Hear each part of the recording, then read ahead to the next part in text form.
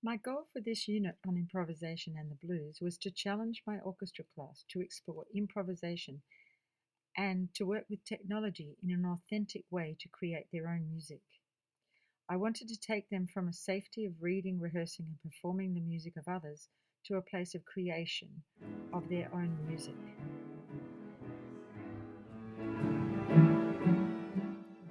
Though we are totally spoiled for choice for software for notation, like Sibelius and Finale, or free Finale Notepad and Notefile, I chose to focus on collaboration and improvisation, tapping into creative ideas more sophisticated than students are able to notate. So I opted for audio recording.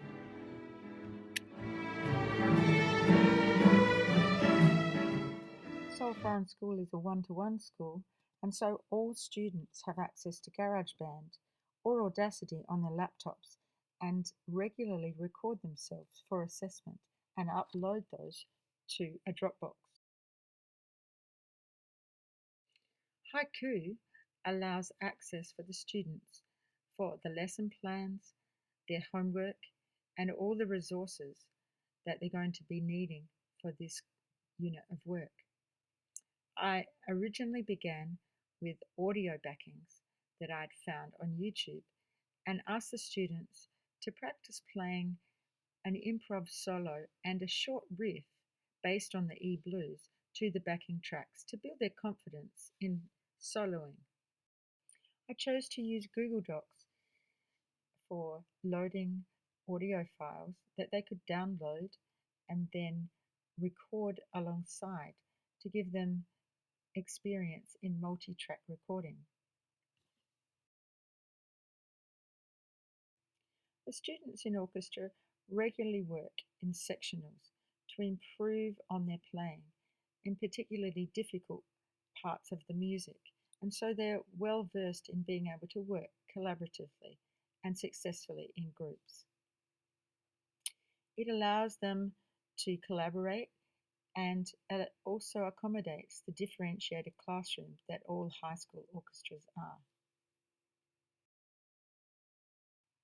We have some exceptionally talented students in the orchestra who are very capable of peer tutoring and helping the less experienced students with skills of bowing and fingering.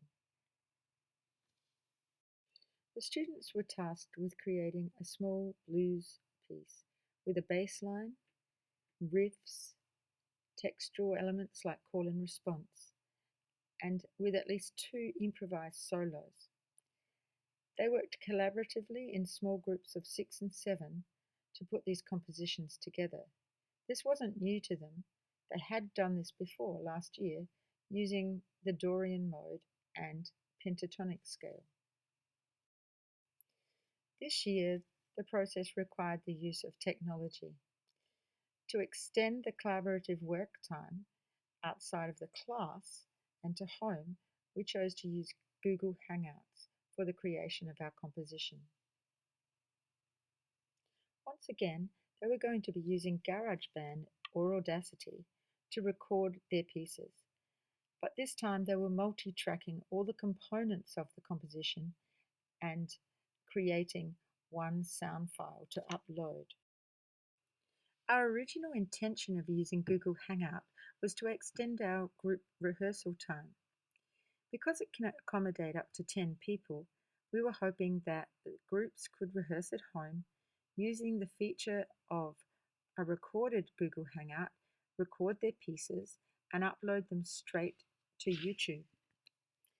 This didn't prove as successful as we'd hoped, and I took some time partway through our project to interview students about how they were going with using technology in their musical compositions. How do you feel about using technology in music? I think it definitely gives an advantage in certain aspects because you can record a certain part and then use that as a background and continue to play over it. I feel like when we record ourselves, it sounds a lot different than how we actually hear ourselves playing, so it helps us in a way so we can improve based on the hearing of them.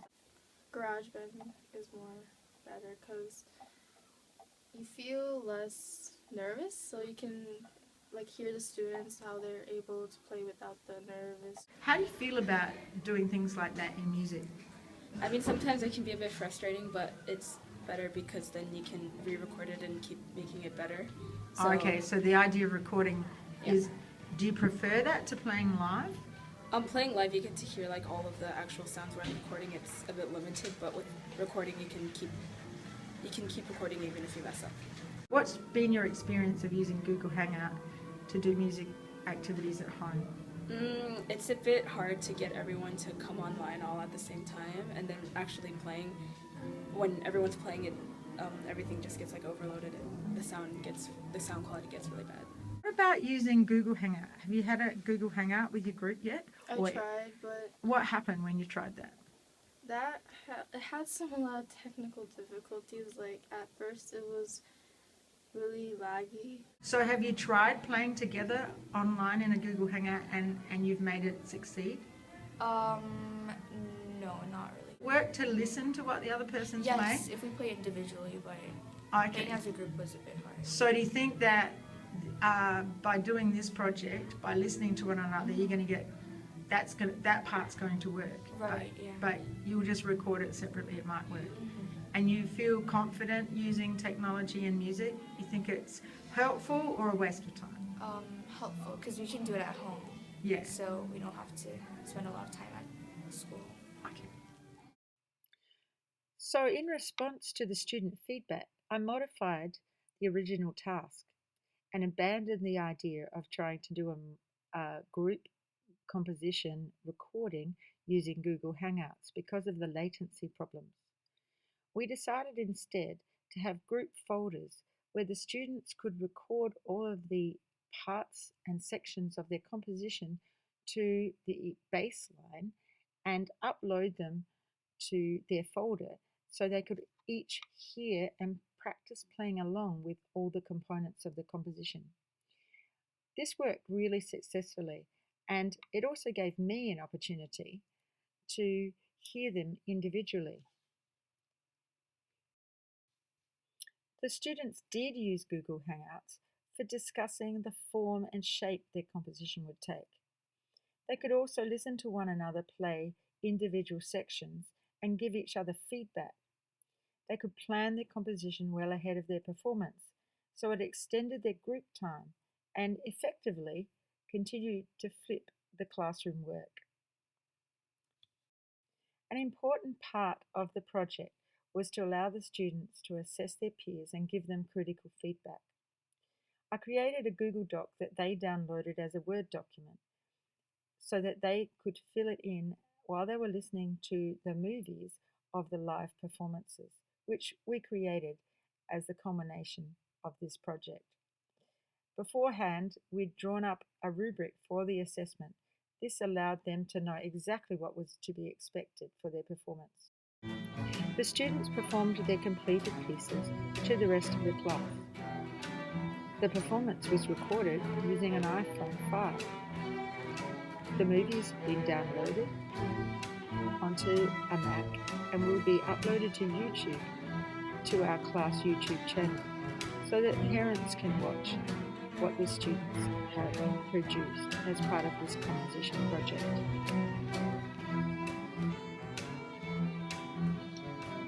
Our project is going to be extended to include a group of Year 9 music students at Scotch College in Adelaide, South Australia. They're working on a unit on the blues, and we're going to collaborate with them using Google Hangout and hopefully create group pieces. The other aspect is giving each other critical feedback by being able to watch our recorded performances on our YouTube channel. Though this has been a steep learning curve for many of the students in using technology, it's also been extremely successful, I feel, at helping them work at home and feel comfortable using technology.